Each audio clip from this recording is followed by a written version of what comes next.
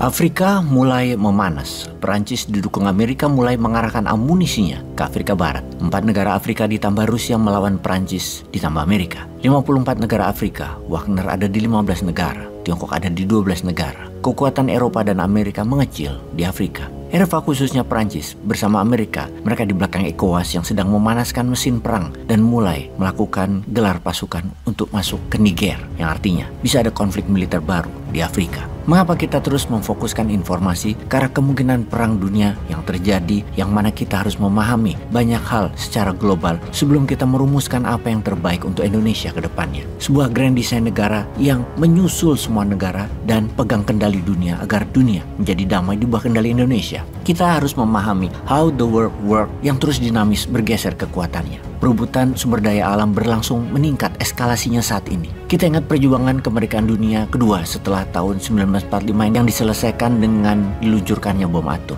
Kita ingat di tahun 45 adalah perang dunia antara Jepang versus Amerika dan sekutu di sisi Asia Timur. Di sisi Eropa, Jerman melawan sekutu. Sekarang ada 3 sisi. Di Eropa, Rusia melawan NATO di Ukraina. Di Afrika, negara-negara penghasil sumber daya alam melawan Eropa dan Amerika. Negara Afrika dibantu hard power dengan Rusia, dibantu soft power dengan Tiongkok. Di sini ada pemain baru Tiongkok yang berstrategi lain, yaitu soft power, kekuatan dagang, kekuatan distribusi, kekuatan pelabuhan atau port, dan pengerukan sumber daya alam yang terlihat agak adil sedikit lebih menguntungkan dari Eropa atau Amerika. Walau aslinya mah habis juga, namun bantuan di sisi lain terlihat dibutuhkan Afrika, seperti jalanan atau infrastruktur, jaringan jalan kereta api, rel kereta api, pelabuhan. Walaupun semuanya adalah sarana yang dibutuhkan oleh Tiongkok lebih banyak daripada kebutuhan negara yang dibangun tersebut, namun terlihat negara tersebut membangun. Kita ke Burkina Faso yang dipimpin oleh pemuda 34 tahun berpangkat kapten yang mengkudeta pemerintah boneka Prancis. Kita semua tahu 14 negara yang dijajah Prancis dengan pemimpinnya adalah boneka Prancis. Mereka adalah negara termiskin di Afrika yang negaranya diciptakan penuh konflik oleh Prancis.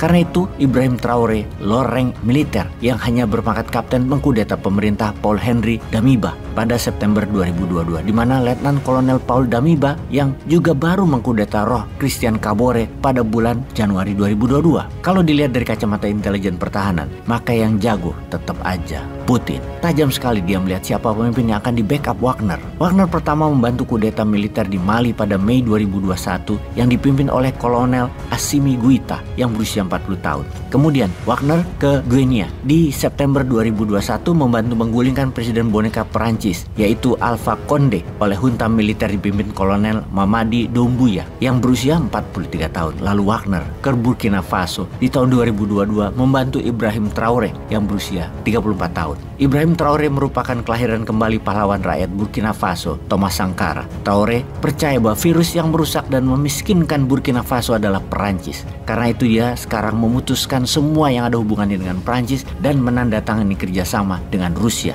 Ketika bulan Juli lalu, Rusia mengadakan Rusia Afrika Summit. Rusia mengundang khusus negara-negara boneka Perancis. Selain mengundang seluruh 54 negara Afrika, namun yang terbanyak yang datang adalah yang mau melepas diri dari Perancis dan Amerika, yaitu negara-negara dari daerah Sahil Selatan Sahara. Di pertemuan tingkat tinggi itulah dunia terkesima dengan pidato pemuda pemimpin Burkina Faso, Ibrahim Traoré, yang sangat powerful, menggugah dan kontroversi. Intinya, kolonial master masih menggenggam erat Afrika. Dengan kata lain, negara Eropa masih menjajah Afrika. Karena cengkraman itulah Afrika masih menjadi negara miskin, padahal sumber daya alamnya sangat kaya. Traoré menambahkan, kami warga Afrika adalah warga dunia yang dilupakan dan banyak diabaikan. Di forum inilah kami membicarakan tentang masa depan Afrika. Dengan bentuk apapun, Afrika tidak mau lagi ada cengkraman penjajah, khususnya Perancis. Putin pun membalas pidato Traoré dengan mengatakan Rusia mendukung penuh Afrika. Dalam 4 bulan ke depan, Rusia memberikan biji-bijian gratis, juga hutang dianggap lunas atau grant.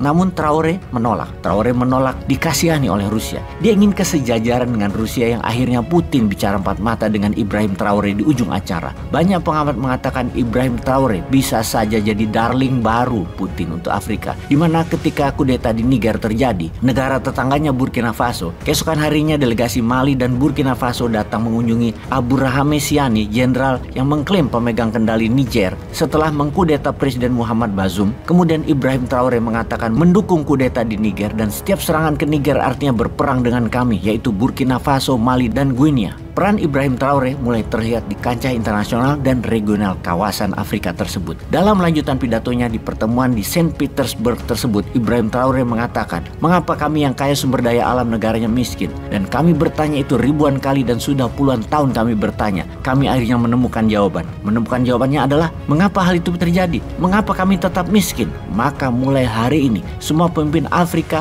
harus tidak lagi bekerja sama dengan negara penjajah yang mengeruk harta sumber daya alam itu keluar dari Afrika. Tidak ada lagi sumber daya alam keluar dari Afrika. Afrika harus bisa swasembada pangan, swasembada kesehatan, dan stop campur tangan asing dalam kebijakan bernegara yang cawe-cawe kebijakan dalam negeri pemerintah negara-negara Afrika." Saat ini, suasana panas di Niger karena ECOWAS akan menyerang Niger. Di belakang ECOWAS adalah Perancis. Ini semua karena satu kebijakan yang dilakukan oleh Jenderal Abdourahmane Tiani, pemimpin kudeta di Niger, yang mengatakan menyetop ekspor uranium dan emas Niger ke Perancis. Kapan ya Indonesia seperti negara-negara Afrika yang sedang menunjukkan kedaulatannya? Kapan? Peace.